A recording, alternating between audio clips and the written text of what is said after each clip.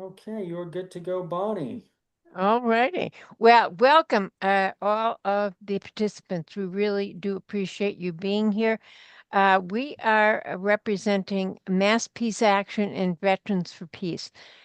This is a wonderful opportunity to be able to speak with Suzanne Gordon, who is the national and international expert on veterans healthcare. And she is representing, actually, a founder of and an active member of the Veterans Healthcare Policy Institute. We're going to send further information about the resources at the Institute to you after the webinar. So you'll be able to have all the different reference points that she speaks to. But Suzanne has been, I'm proud to say, she is a nurse. PhD has been around for many years, let's put it that way, and is just a godsend to all veterans and their families. And without further ado, we'll ask Suzanne to jump right in here. So, thank you so much, Bonnie. I need to make a correction. A lot of people think I'm a nurse because I have Oh, written a lot about nursing. right, you I've have. been a nurse. I am a journalist. I was in fact getting a PhD. I don't have one. I was getting a PhD in 1967 through 69 in French literature. And I'm a graduate school dropout of Johns Hopkins, proud graduate school dropout. I did try to get an MA from my PhD program. I wrote a thesis that which in 1970 was a feminist reading of Madame Bovary, the novel by Flaubert, and they were incensed that I would try to do a feminist reading of Madame Bovary, and they didn't give me my master's degree. I sadly threw out this paper, decades ago, because otherwise I would go back to Hopkins, as people do, to try to get a PhD or master's on something that was deemed to be illegitimate. Yeah. Anyway, I have been a journalist since 1971, and I have written about women's issues and sort of social issues. And in 1986-ish, I started writing about healthcare, and I wrote a lot about nursing and worked with nurses. Right, yeah. And it's interesting because actually, I'm glad you made this mistake, Bonnie, because nursing has a lot of similarities. I worked with nurses for decades. Years, yes, yeah. Wrote many books about nursing. Mm-hmm. Was the co-editor of a healthcare series for 17 years on the politics of culture of healthcare work for Cornell University Press. I'm the author of 23 books and I don't know, thousands of articles. I've kind of given up counting. And I mean, I wrote my first book in 1971, right? Was it? I can't remember. No. Sorry. I don't remember when I wrote my first book, but I wrote my first book a long time ago. And I worked with nurses for a very long time and tried to help them make their work visible to the public, because nursing is the largest profession in healthcare. And very few people know what nurses actually do and what they contribute to healthcare.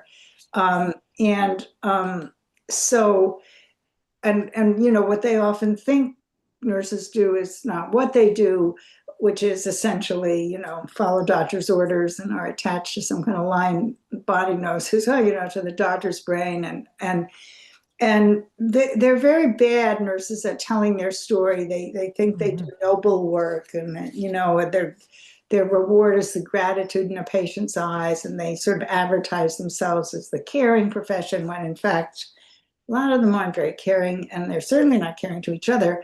And anyway, I I have sort of often described them as the visibly invisible profession.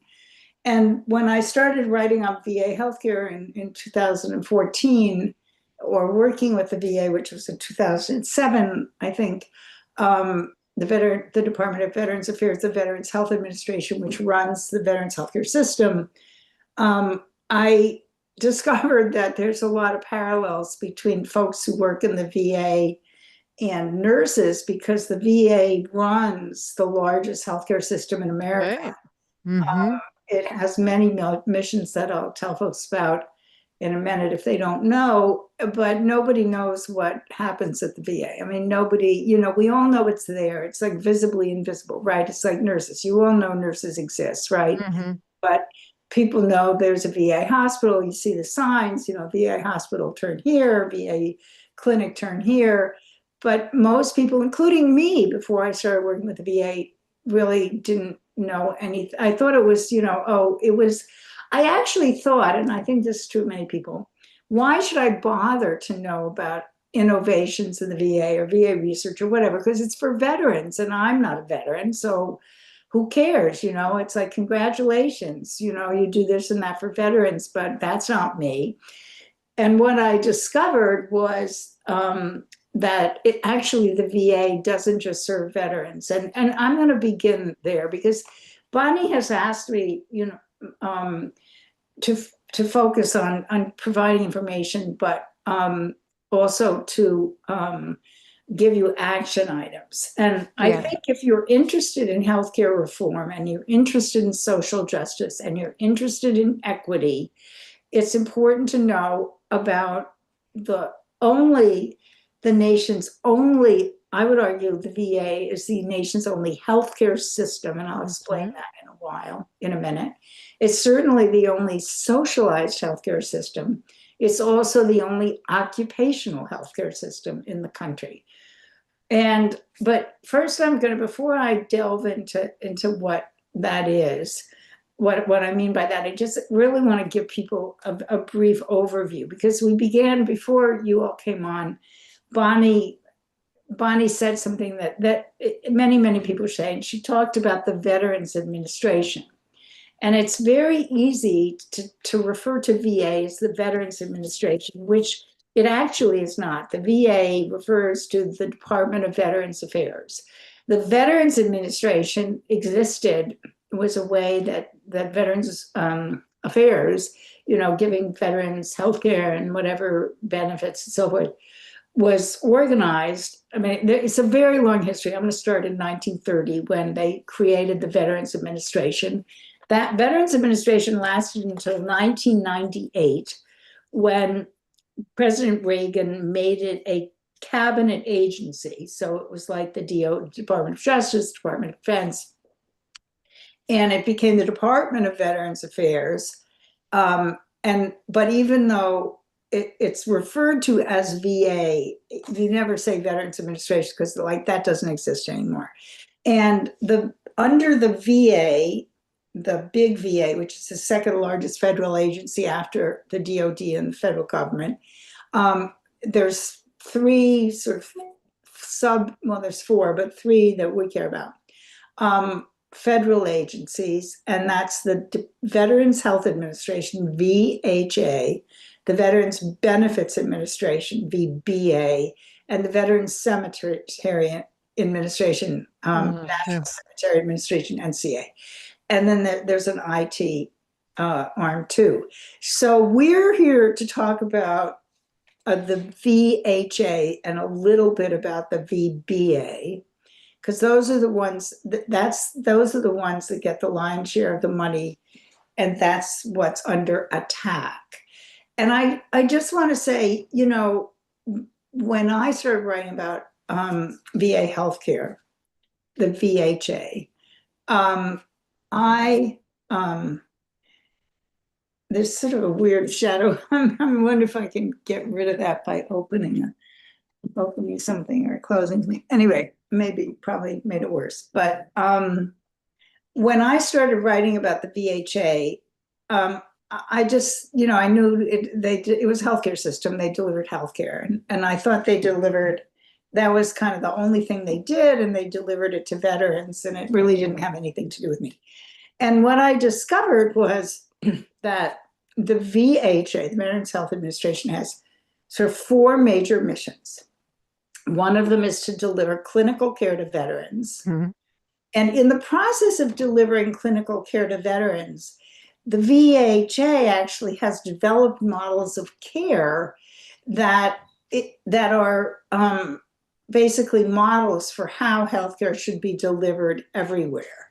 And I say healthcare because, you know, we in the private sector, the treatment that I get, what passes for healthcare that I get, we don't have a healthcare system in America. We have, you know, a series of badly run, fragmented, you know, episodic disease treatment systems, right, or medical treatment systems that often don't really function very well.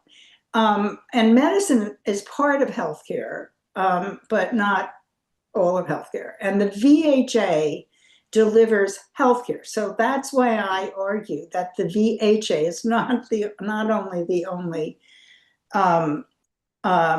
largest, you know, socialized medicine system, which it is. It's basically hospitals, clinics, equipment owned by the government, run by, administered by the government, and everybody on staff is paid salary and works for the U.S. government. So, you know, the idea, I mean, it knocks me out, for example, that folks in healthcare reform in America who are fighting for Medicare for all or a national health system really never talk about the VA as, you know, an American home. It's America's homegrown socialized medicine system. It's like the national health system in Great Britain or the Scandinavian healthcare system.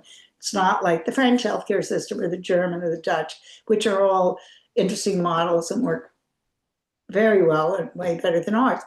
And it's a homegrown socialized medicine system that since the late 90s, when it was transformed, has really outshone the private sector, as studies show in healthcare outcomes, access, affordability, and so forth. And this healthcare system whose primary mission is to deliver healthcare to veterans delivers healthcare that is much more effective, coordinated, integrated, and whose outcomes are better. And it develops models of care that are, you know, the reason why VA outcomes are better is because they have coordinated care delivered by very interdependent healthcare teams. In primary care, they've developed models of patient-aligned care teams where patients get care. They've integrated mental health and primary care in every VA clinic. So if you're a vet and you say to your primary care doctor and PPA, you know, I'm depressed today, I'm anxious, they won't give you a referral.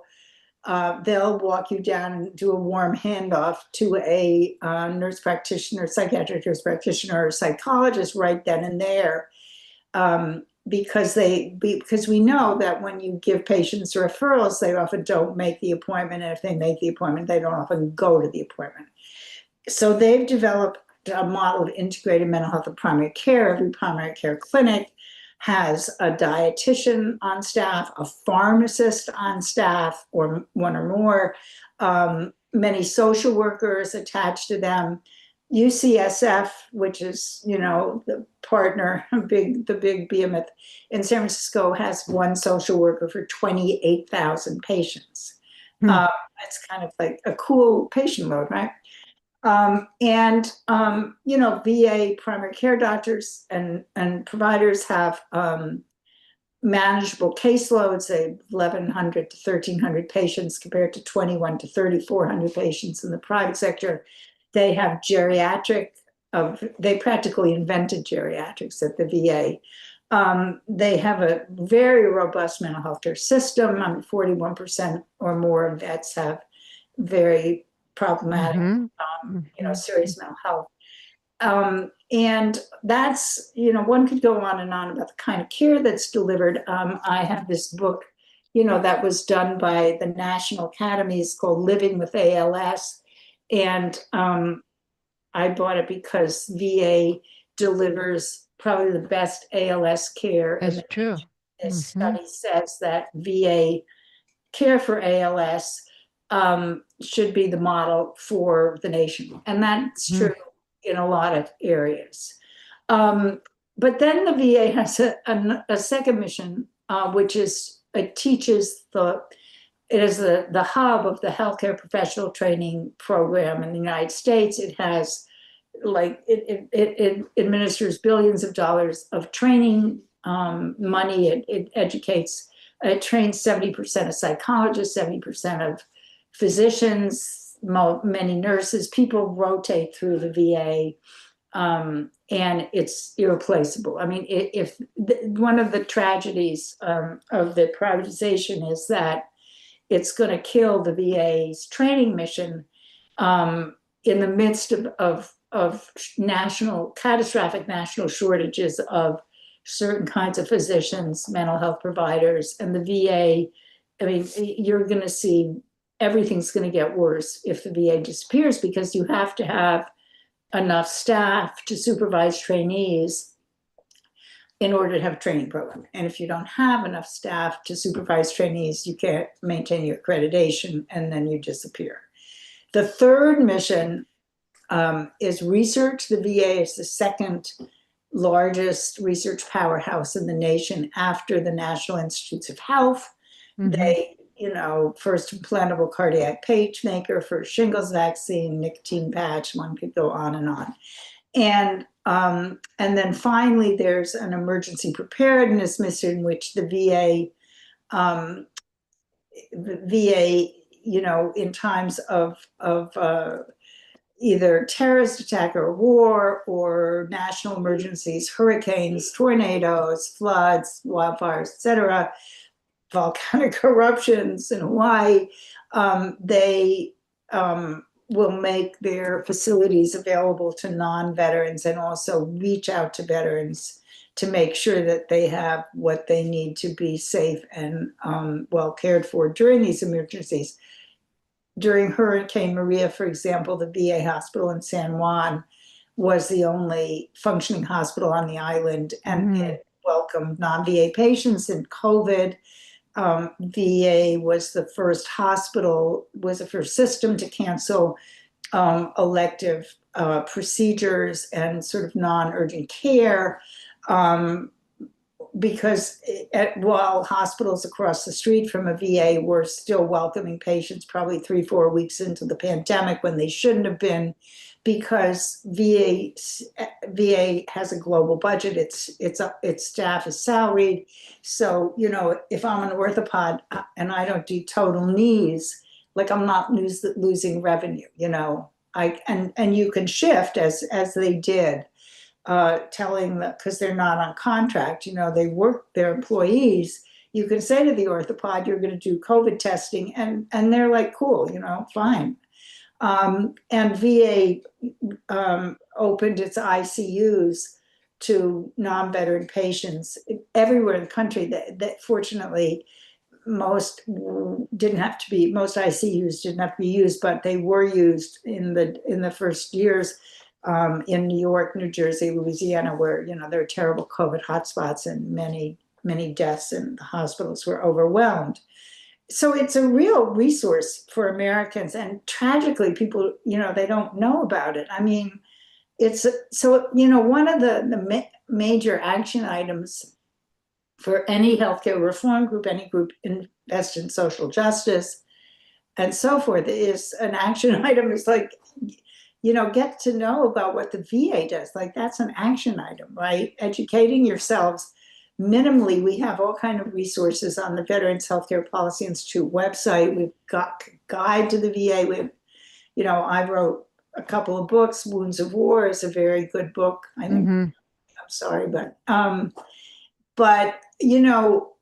this is really important because, the VA, if anybody on this call wants Medicare for all, or I personally am not, it's not like I'm not for Medicare for all, but I don't think we should be going for Medicare for all. I think we should be going for a national health system like a VA for all, because Medicare is a payer, not a provider, and the only way that you can really deliver high quality care at low cost, at a reasonable cost, is if you are the provider and the payer of care, and that's why the VA is so effective. It can change. It cannot, just pay, but change practice, and it does this. I mean, the integration of mental health and primary care, which is a story I tell in Wounds of War, took about 2 decades to accomplish. But it was accomplished because somebody in one site, White River Junction, Vermont, developed the model and persisted and showed that it worked. And then they took it nationwide. They radically reduced MRSA, methicillin-resistant Staphylococcus aureus infections, major problem in hospital-acquired infections. They reduced it because they developed a pilot in Pittsburgh, and then they took it nationwide. And they have all kinds of mechanisms to do this, and it's super effective. And because it's so effective, the right wants to destroy it because it violates every tenet of right-wing orthodoxy.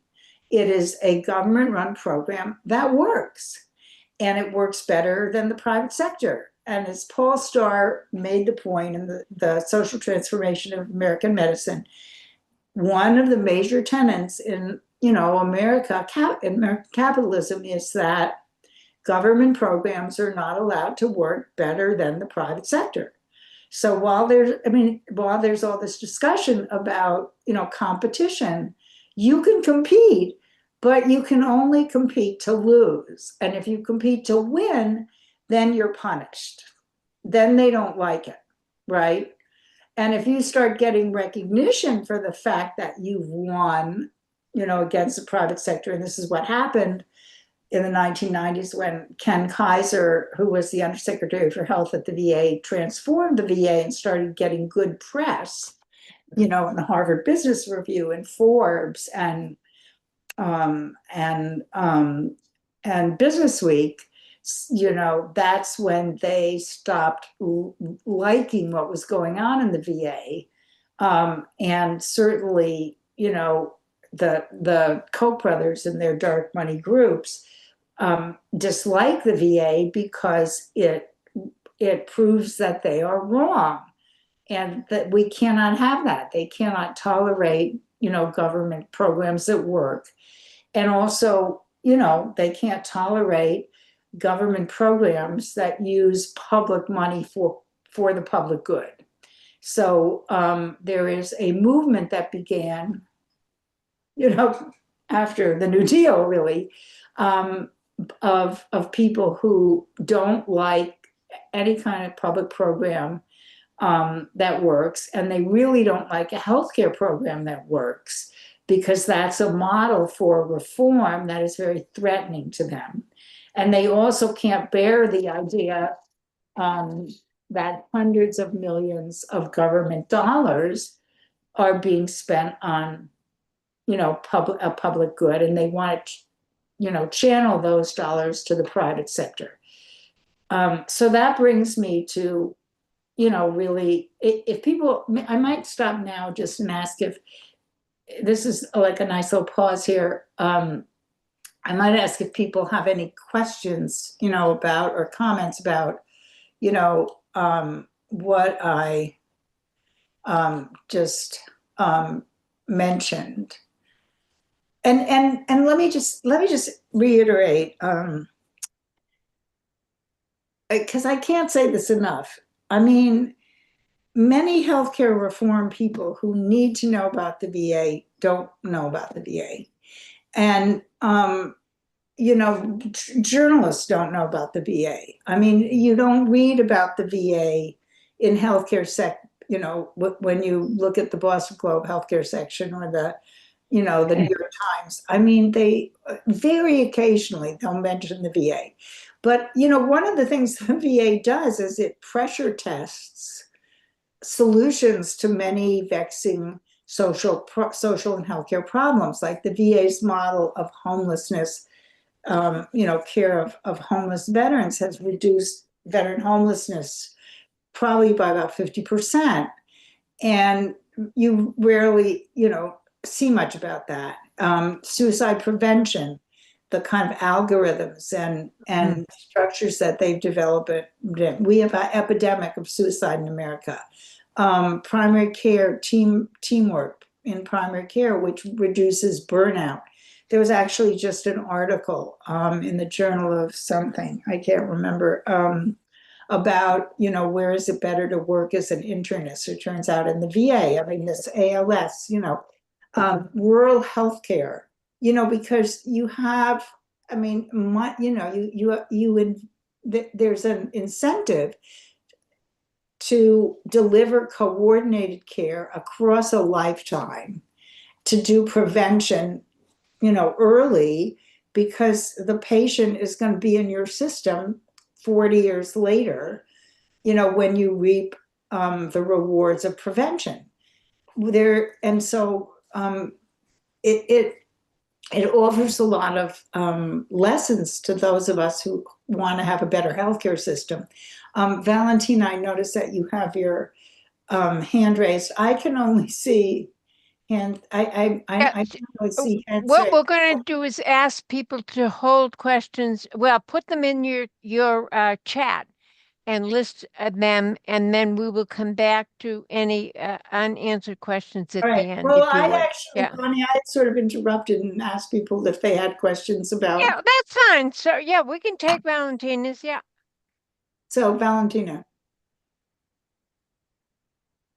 There we go. Thank you very much. I'm sorry I came on about 10 or 15 minutes late. And then I thought that you had actually answered my question, but I'm still a little perplexed by the fact that, you know, you are providing a kind of positive view of healthcare for American veterans. And yet, you know, we keep saying homeless veterans, and I keep saying, and listening to and watching all these commercials that are asking for donations for veterans. And I keep thinking to myself, well, that's the government's responsibility. So why are you asking for donations from private citizens? That's such a good question, Valentina.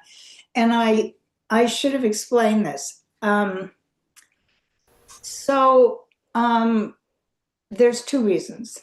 First of all, sadly, because Congress doesn't want to pay the full costs of both war and military training.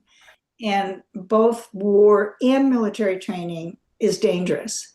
And so you never have to have left the continental United States to get a traumatic brain injury from, you know, blast exposure, PTSD from, you know, sexual harassment, you know, chronic pain from extreme exercise, carrying 70-pound bags on your back, and packs on your back. Sorry. Or being exposed to toxins, you know, like at Fort Lejeune, where the water was poisoned, so forth.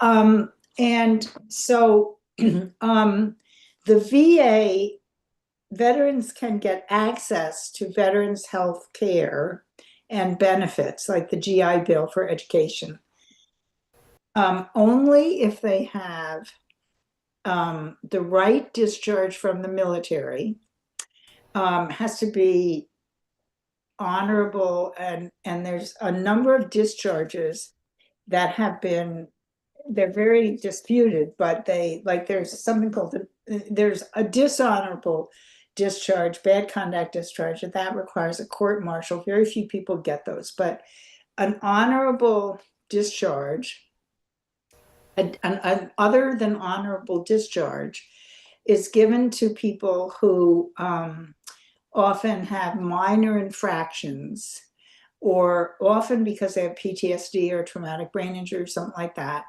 And they get what's called a bad paper discharge because the military doesn't want to take the time, which is extensive, to medically discharge them. And so they give them this OTH, bad paper discharge, and they are denied any benefits or healthcare. So there's about about 600 to 700,000 veterans who cannot get any of the benefits they were promised. It's a real scandal. Yeah. And that's the DOD. The VA, to get into the VA healthcare system, you have to have the correct discharge. Also, it's so complicated. You have to, if you're in the reserves or the Guard or whatever, you have to have been deployed and for a certain amount of time consecutively, blah, blah, blah. And then also you have to have a proven service-connected disability and or low income. And that's not easy. Yeah. And so there are, probably of our 18 million veterans, there are probably 11 million who are eligible for VA, but only 9 million have applied or gotten eligibility. So the system leaves out a lot of veterans. And one action item for anybody who cares about the health of our nation and also moving towards a single payer socialized medicine system, one action item is to fight for every single veteran, I don't know, maybe they have to serve 30 days, whatever, to be covered by VA healthcare. They shouldn't have to prove a disability, a low income, shouldn't be connected to this ridiculous discharge status. Maybe dishonorable, okay, whatever, but, so few people. But so that's one of the reasons you're seeing these, and the other reason that you have charities, trying to give things to veterans, is VA only does so much. So, for example, and I'm not really very exercised about that. VA delivers healthcare, and so forth. But, it's not going to give diapers to homeless veterans. Okay, should it? I don't know, whatever. But, what from my point of view, from the perfect not being the enemy of the good, which is a problem on the left constantly, I would be happy with, the VA covering every veteran. And I also think they should cover veterans' dependents, which would give you, a very large portion of people, right? It would be 18 million, give or take. And then I don't know what the dependents are, they're 20, 40 million. So you like 60 million people who have experienced a socialized medicine system. We have the money to do it. It wouldn't be that expensive. And, it would really take a burden off Medicaid, because many veterans are poor. When I did a 50-state analysis of the veteran population in each state and the private sector healthcare services available to veterans, it was really staggering to me to see how poor veterans are. Aside from like the officer class, which is a pretty small, section of the veteran population, most vets in every state, about 50-ish% of veterans have a personal income of less than $50,000 a year, compared to 12% of the population. And then less than between 2 and 6% had over 200,000 a year, compared again to 12% of the population. So you're dealing with people who are, poor working class people. And so if they don't have VA health care, they're going to be a burden to Medicaid, which of course we're seeing cuts to. So that's why you see these appeals, help your veteran, give to the veteran. And also because the VA is understaffed. And Huge problem. and they've created this private sector healthcare system, which I'll describe in a minute, to outsource more veteran care to the private sector and funnel more money out of the public sector to the private sector. If I can just ask a very quick follow-up question. So would an eligible veteran who, however, is active in, for example, Veterans for Peace, would he or she be eligible for benefits, or would he or she be denied because of that kind of political activity? Oh, no. It's based, no. I mean, it's completely, it doesn't matter what your politics are. I mean, they don't do a political test, at least not yet. Right. Don't hold your breath, but no, it's purely based on what I said: discharge status, income, and proven service-connected disability. It has, many of my friends in Veterans for Peace, and I'm on the steering committee of the Veterans for Peace Save Our VA campaign, and all of them get healthcare at the VA. Nobody's ever. Thank you. Is there any other questions at this juncture, or do you want Elizabeth, you want to? Sure. Following up on the privatization that you were discussing, this was foreshadowed in Project 2025, dismantling the VA, privatizing. And one of the questions about that was, we've heard that there are already some privatization efforts with some treatment for women veterans. And I'm wondering if you're aware of that. And then the bigger question is, maybe how do we get involved with this Save the VA, or what kind of action step? Yeah. Okay. You So suggest? let me tell you what's happening on the privatization front. Let me pivot to that, okay? Since the Koch brothers, forever. Since the Civil War, the idea that you help dependent people, since actually the Revolutionary War, the idea that you help veterans once they're veterans and they stop fighting has been very disputed by certain elements in America. And I outline that in my book, Wounds of War. Basically, let's, fast forward to 2014, skipping a whole lot of stuff.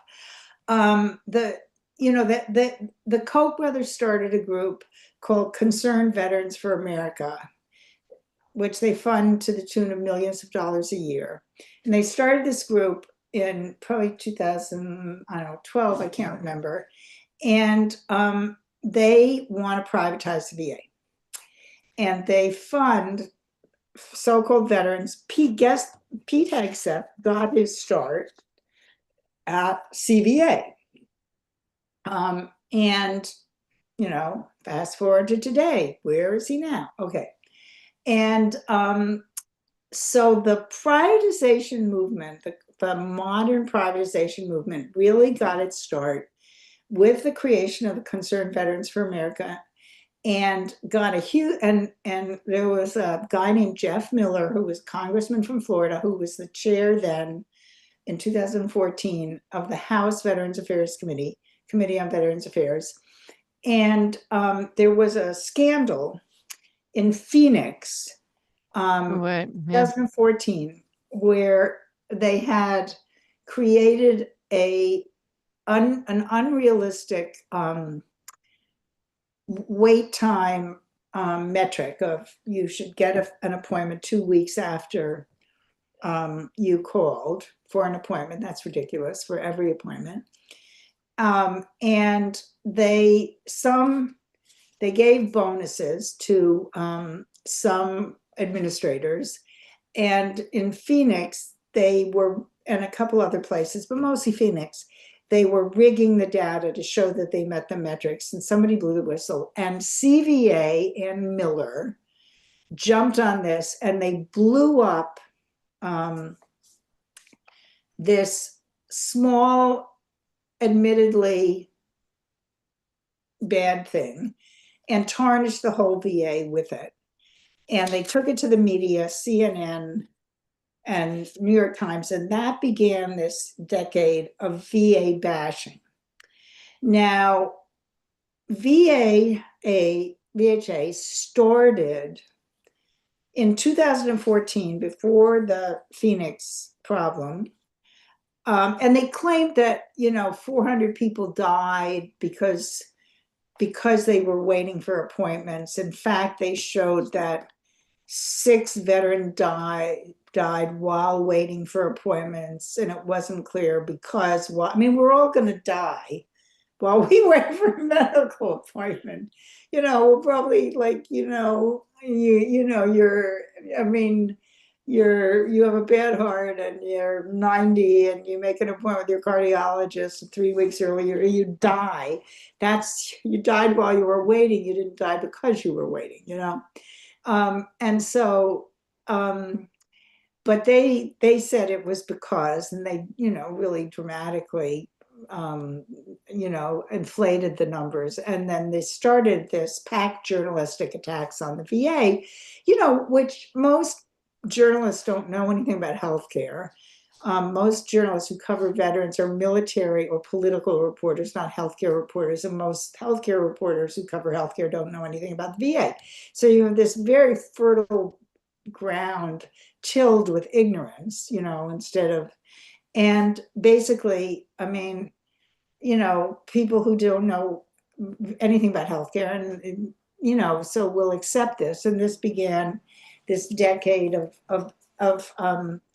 problems. And what happened was, in 2014, Bernie Sanders, who was the then chair of the Senate Veterans Affairs Committee, had proposed a bill, I think it was February 2014, that the VA and the Veteran Service Organizations all signed off on. It was for $21 billion. It was very comprehensive. It was going to provide money for more staffing and services. And John McCain wouldn't let it even come to the floor of the Senate. And then you have the Phoenix scandal. And then basically McCain approaches Sanders and Sanders is desperate to get money to the VA, which needs money for staffing. And they create this Choice and Accountability Act of 2014, which allows veterans to go outside of the VA to get care under certain restricted conditions, like if they have to drive more than 40 miles or wait more than 30 days for an appointment. It's supposed to sunset in 3 years, and it's supposed to get more money for staffing for the VA so that there will be fewer delays in appointments. And they pass this. It gets $6 million for the VA, billion for the VA, and $10 billion for paying for private sector care, which quickly gets inflated to $30 billion because private sector care is so expensive. And so recall, VA needs $21 billion and gets 6. So it needs, what? It still needs like, I mean, it's still short, like 14 billion, right? No, it's still short 15 billion. So then McCain reneges on the deal. Trump comes in and McCain says, oh, I was lying. I think this should be permanent. And then Trump signs and introduces the Mission Act of 2018, which creates this separate private sector network called the Veterans Community Care Program. And his secretary, Robert Wilkie, creates eligibility standards which allow millions of veterans to get care in the private sector. and that begins, so the Sanders, and I think Sanders has always regretted, the Choice Act, because I mean, in a way, this very big supporter of the VA inadvertently, signed on to a bill that ultimately began what we're dealing with today, which I will tell you about. And basically, you have the creation of a private sector network, right? Which is increasingly taking more veterans out of the VA into the private sector and more money. So, last year was something like $30 billion that could have gone to in-house clinical care. And the right is pushing this and pushing this, and pushing more and more ways to cripple the VA. And then Trump too comes in. And now what we're facing is they are in a hurry to do as much damage as possible before the midterms, before the president collapses of whatever ill it is he's suffering from, which he's definitely suffering from. I mean, sorry, I'm turning on my light. Is it blood cancer? Is it dementia, blood cancer? Is it, why is he having so many MRIs? Why does he have these bruises on his hands, which could only be caused by IVs?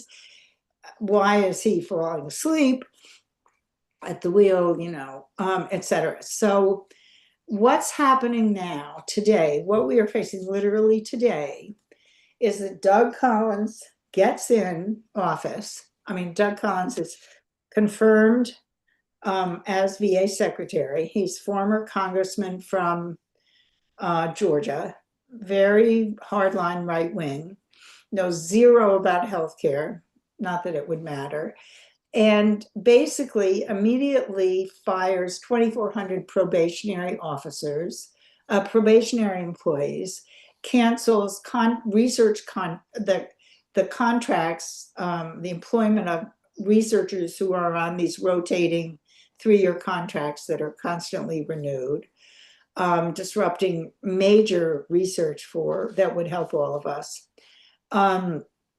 abrogates all the union contracts, kicks the unions out of VA, and allows Doge into VA, and announces he's going to cut 83,000 positions of VA's 400,000, positions. Everybody goes nuts, and he says, "Oh, I'll only cut 30,000, and through attrition, I won't fill positions, where people have retired. So I won't fire anybody. I won't fill positions if people die, retire, get a new job, leave for whatever reason."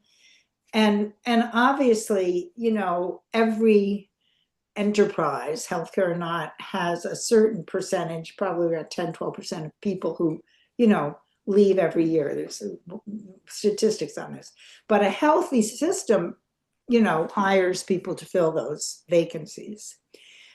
He said he wouldn't fill the vacancies, so that suggests. And by the way, this is in a period of escalating need, not just because veterans are getting older, and when you get older, you have more problems. Hello, but because we've passed the PACT Act, which allows millions of veterans to get care in the VA for toxic exposures, various toxic exposures since World War II. Just the burn pit eligible folks, it's like a couple million, I think, experienced burn pits. So the VA is going to be inundated with new patients, and they're going to not fill vacancies. And then on November 20th, and I'm writing about this as we speak, he announced that he's capping positions at every VA medical center. So they have to go over vacancies, and they can only fill a certain percentage of their vacancies, even though there's a need.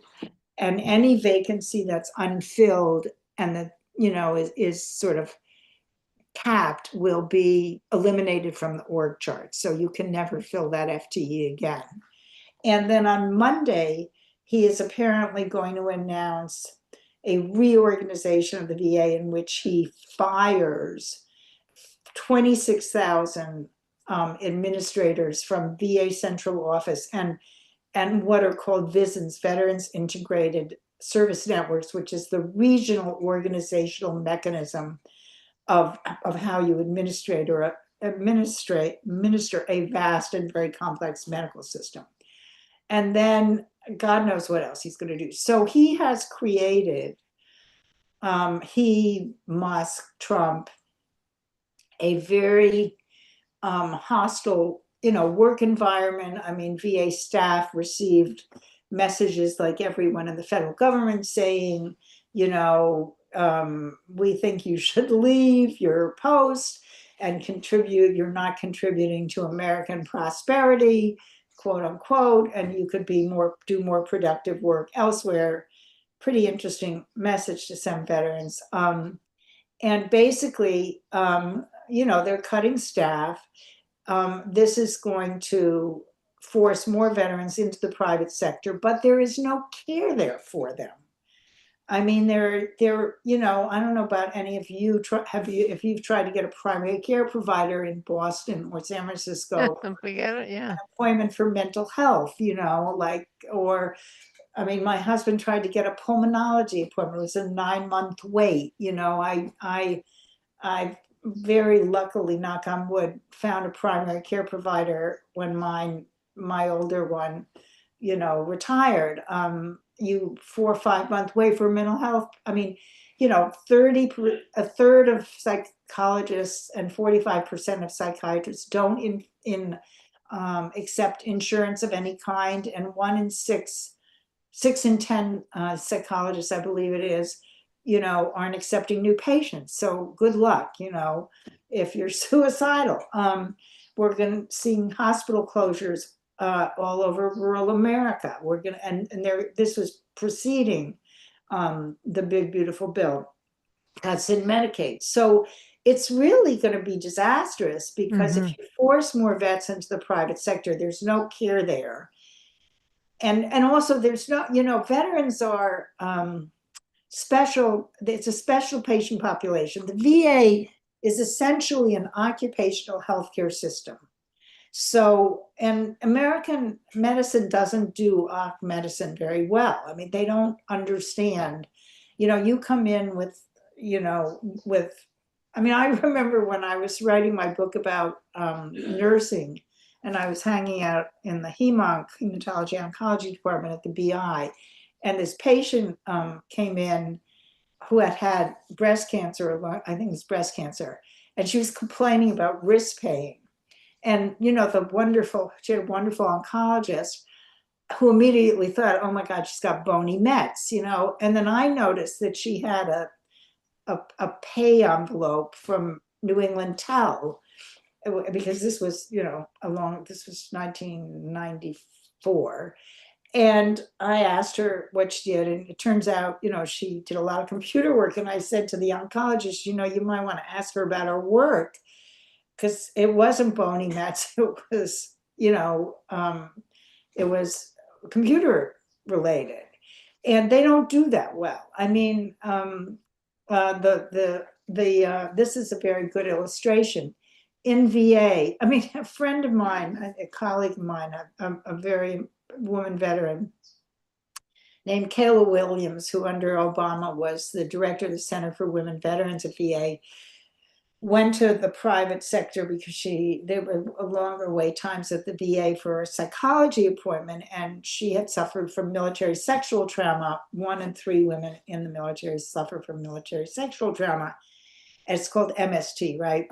And she went to the psychologist in the private sector, and the psychologist said, this very recently, so what are you here for? And she said, well, I'm here for this, that, and MST. And the psychologist said, what's MST?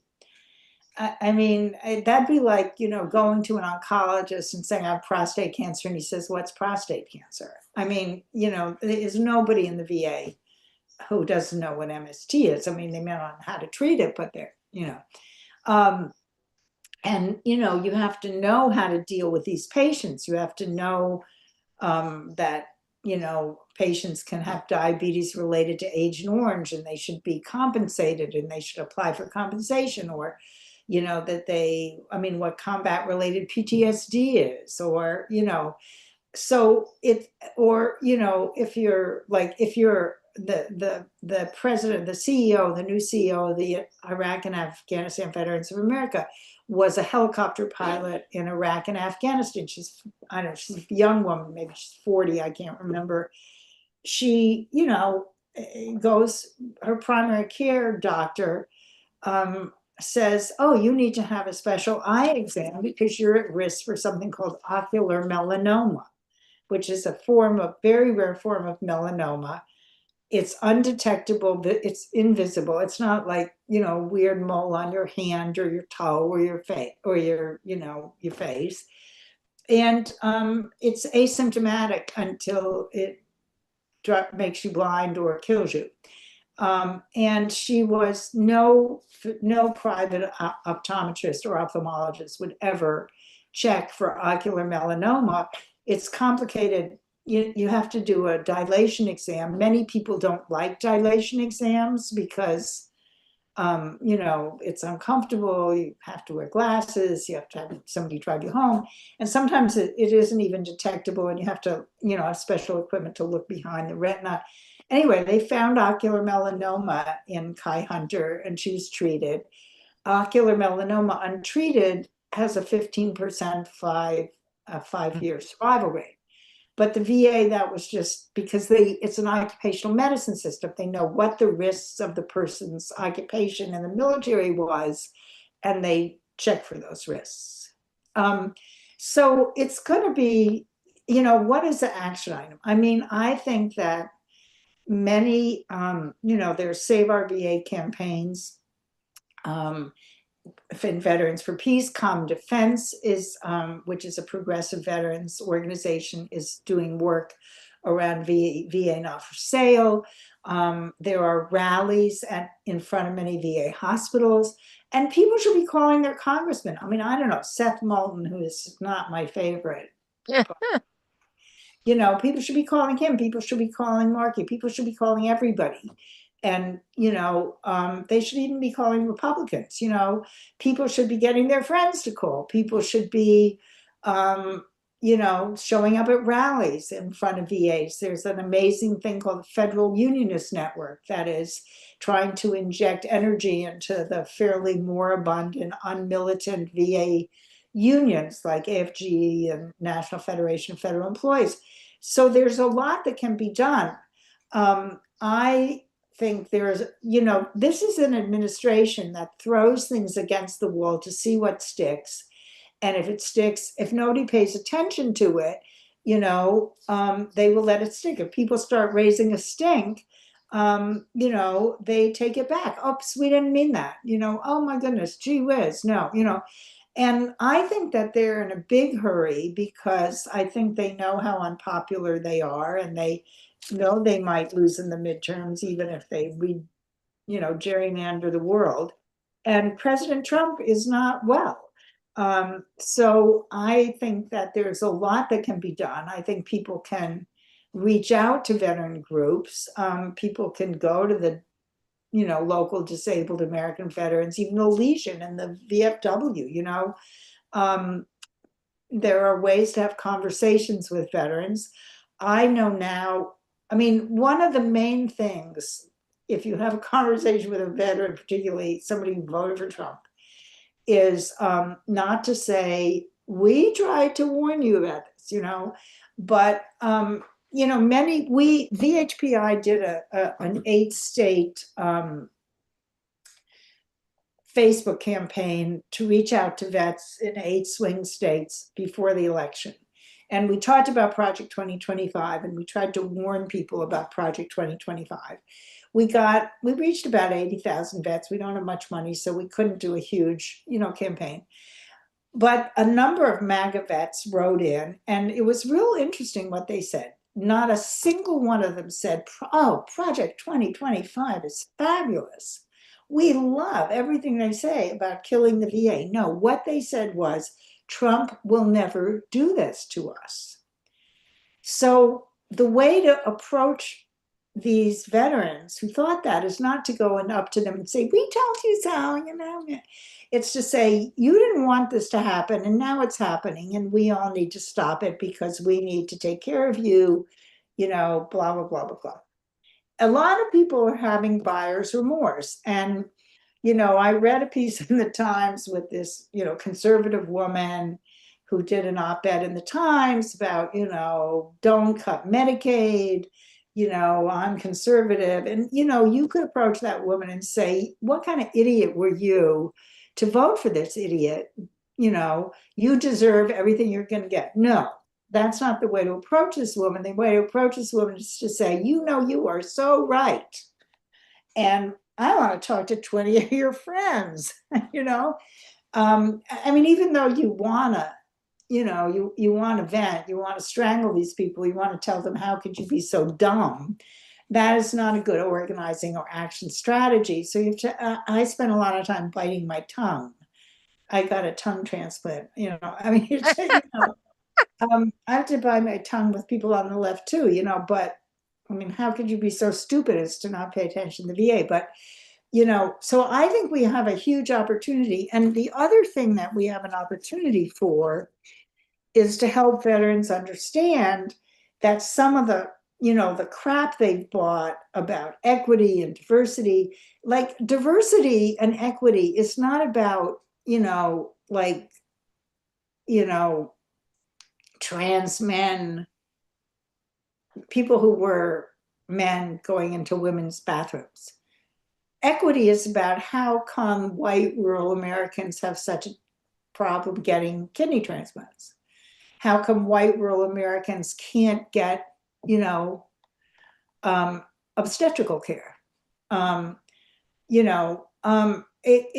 have to help explain to people that, this is, equity means you're all in, nobody's out. It doesn't mean, oh, it's the turn of trans people and you're out, and so we've allowed, I think, sometimes we haven't been able to get our message across, but, we often haven't expressed ourselves very well with certain groups. I mean, I think about it in terms of something I learned at the VA, which is called motivational interviewing, which is a technique that people use in patient care and particularly in addiction treatment, where you don't focus on the patient who says, doc, I'm gonna shoot up till I die. There's nothing you can do, or I'm going to smoke till I die, I'm going to drink till I, that person you forget. But if there's a patient who says, I love smoking, I can't imagine quitting, but it's so expensive and my kids tell me it stinks and I know it's bad for me. That's a patient who's expressing some ambivalence, Right. and you want to play on that ambivalence and begin to have a very carefully constructed conversation to move that patient, and it's the same with, I think, political conversations. We tend to argue too much. We tend to give too many facts as opposed to try to finding out what the person believes, and seeing if there's any sort of ambivalence in their position and then moving them towards, maybe understanding where they're coming from and moving them in a different direction. And it's a hard kind of conversation to have. Yes, it is. We're Yeah. not trained we're trained to debate people. We're trained to give people facts, and I find that I've been able to talk to some folks veterans who, might have shot me 2 years ago. I mean, we had, Trump is giving us all kinds of That's right. Yeah. and Yeah. They are coming after all of us, right? That's right. And people, that's not what they thought was going to happen. I mean, people don't think, this group of people, we're very political. We eat, drink, sleep this stuff. Most people just kind of, they don't think about this stuff deeply. They kind of emote. I mean, and they're pissed off. And I mean, the Democrats, you went in Veterans Affairs, it was impossible to argue to veterans that they'd be better off with Biden. Because they weren't. He was pursuing the Trump agenda. So another action item, and this is something that is not something I can give you a recipe for because it has to be well thought out, but is what is a progressive agenda for the VA or healthcare in America? I mean, Mm-hmm. Biden was terrible on Medicare. He was terrible on healthcare. Well, that's true. And and then he was like, whatever. So I'm going to stop and I'm not really good at reading the chat. I don't even know how to open, but Oh, don't worry about it. Let's see. Elizabeth, what do you think on the questions on chat? Or if anybody I would think rather speak, maybe yeah, that's a small directly. group. I don't know. I mean, I can't really patrol the. Oh, don't worry. You don't need to. We are covering it. And Elizabeth, anything from you? there is not. Okay. Anybody else on the live feed that would like to ask a question before we wrap up? Feel free to. You've given us a great deal of information and we will take it to heart. We'll send out the video and all the action steps that you talk about, as well as encouraging everybody to join your organization because the Let me information put, coming out of there is terrific. What? I want to put in the chat, if you'll give me a second. Yeah. One of Veterans the things, Healthcare one of the Institute. things you Yeah. could all do instead of paying me, since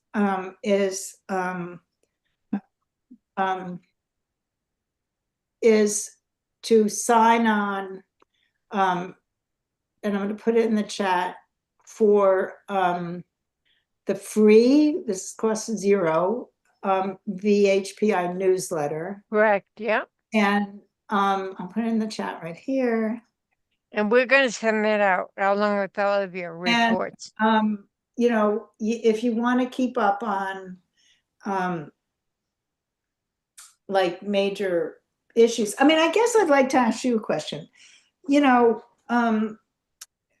Did this talk tell you, I mean, did you learn anything new from this talk? Am I speaking to people or did you know about all this? What surprised you? What do you think? I mean, if we have a few more minutes, I'd love to hear from Yep, we do. because I battered on and on. What do you think about what I said? I mean, personally, I think, my action agenda for VA is expand VA to all veterans. And if we want a single payer system, one of the best ways to get there is to expand VA to existing all veterans and to include their dependents. That's a very good first step. Now, single payer purists would object to that because it's incremental and God forbid, and I mean, and the other thing is, I believe we should be fighting for a national health system, not Medicare for all. But that said, I mean, I'd be very interested to just hear a few words from folks about, was this helpful? How could I be more helpful? What was surprising? What do you think you could do with this information? I mean, and then this is not a test. It's just, a useful, it helps me, I didn't use a PowerPoint. I have a PowerPoint, but I don't know. I can send Bonnie a rudimentary PowerPoint, but no, we're going to send all your reports and the action steps and the Save the VA, of course. yeah, Mary Ellen, there's you're up. Save the VA from Veterans for Peace. Correct. Yeah. VA not for sale common defense. Right. Correct. Yeah. Common defense. That's Yeah. actually what I was going to ask about, like how not only how can we keep up with your work and that of the institute, but what actions can we do that are available? So that's exactly. I think, I mean, one of the, if you're involved in healthcare reform groups, it would be great to, I mean, like, you know, healthcare for all, or I don't know what the, you know, to talk to them about VA, because VA is just, Right. and get them to read our stuff, to read, I'm not the only one, you know, and sign on to our newsletter and come to our webinars. I mean, if you sign on to our newsletter, you'll get notification of our webinars. But I think that, you know, if I don't know if Veterans for Peace in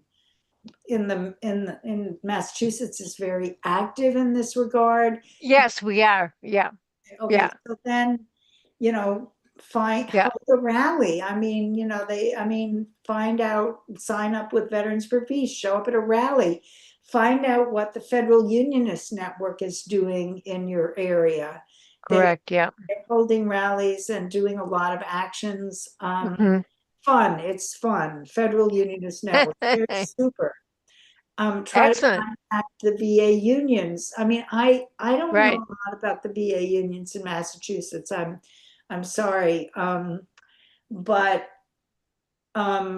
that's where I would start. Right. And we're active with Boston VAs, our chapters, our local chapters Okay, are so active. okay. Yeah. Yeah. With the And union. this is really interesting too, because, you know, in terms of Medicare for All, there are also the state campaigns, and we have a state campaign here, what is it called? Mass Care? I forget. Anyway, we Yep. have a state campaign and people are Yep. very active in it. So that's one thing I mean, I personally know people who are really involved in that, and at least reach out to them and say, hey, you know, here's a really good opportunity to perhaps not necessarily pivot, but somehow include the message that the VA have a VA for all, or whatever it is, Veterans Healthcare for all, And or when I something. say VA for all, It's the messaging that's a little tricky. I mean, when I say VA for all, I don't mean that 238 million adult Americans descend on 170 VA, you know, medical centers. I mean that, you know, that VA, you know, becomes a model for the kind of healthcare system that we all have. Yeah. I mean, certainly any healthcare reformer should be involved in the anti-privatization movement against the VA, because if you think that you're going to get any kind of healthcare reform if they kill, you know, the VA, like, think again. Right. Also, you know, if you're fighting, whether it's Medicare for all or for national health system, the right wing uses the VA as a you know, sort of whipping boy for why Yeah. the government should have no involvement in healthcare. And so we as advocates for whatever version of healthcare reform you want, you know, must be able to refute those arguments. So That's I mean, true. Yep. you know, you have to know something about, I mean, I talk to liberal, you know, even sort of very left-wing people, and I say I write about VA healthcare, and it's like, oh my God, the VA is terrible. You know, it's very much like nursing. When you know, Yeah. when I started writing about nursing, it's like you're writing about people who, like, you know, empty bedpans, you know, or like, it's like you're writing about janitors, or, you know, or, and you have to be nice and say, I mean, there was a nurse, nurse practitioner, I observed talking to a businessman who said, when he said, oh, so you're in the bedpan business. And she said, let me tell you, oh no, she said, she was an NP, and she said, I've gotten, and he said to her, oh, so you've gotten out of the bedpan business. And she said, let me tell you what nurses see in bedpans. You know, it was great. And, you know, so you really want to, you know, be able to say, well, you know, it's understandable that you would think that, but, you know, I wonder if you know this about the VA or that about the VA. I mean, we just had, I'm so, this is another interesting thing. We just had a terrible incident in San Francisco where an HIV social worker at San Francisco General Hospital was murdered last week, December 3rd, by an angry, violent patient. And I heard about what happened in the case. And essentially, you had staff who were completely untrained in how to deal with angry, violent patients. And the sheriff came and sat in the wrong place and let the guy in, and the social worker went up to the guy, tried to escort him out, and he stabbed him to death. And I read about this and I'm thinking, the VA the VA has a very robust, well-developed prevention and management of disruptive behavior program. That could have never happened at the VA, never. I mean, things have happened at the VA, but that, patient would have been flagged. There would have been a system. The patient would have been escorted by the police into every appointment and out of every appointment. And, they're scurrying around, like getting an assessment of what they should do to deal at San Francisco General. And I'm like, just like go, like take the Geary bus and go up to the VA and ask them what they do there. Because, every single veteran patient is like, knows how to, use every kind of weapon imaginable and has been trained how to kill and not to fear death. So, they have a very high risk for violence patient population that they manage very well. And nobody knows to ask the VA. It drives me nuts, It's like, they've solved this problem. And they haven't solved the problem, but they have a way of coping and managing this problem that's very well developed. But, like, does San Francisco General know to they're on like the same bus line, So I think we are so grateful for the time that you spent with us and the ideas that you are promoting. We will follow up on all of them, and we want to just thank you again for being so wonderful about your time and your skill level. You've been terrific on this issue for so many years, and we so appreciate it. Thank you. Thank you. Somebody needs to teach me, how do you do that thingy? Oh, for the clapping, you go to react. You go to react?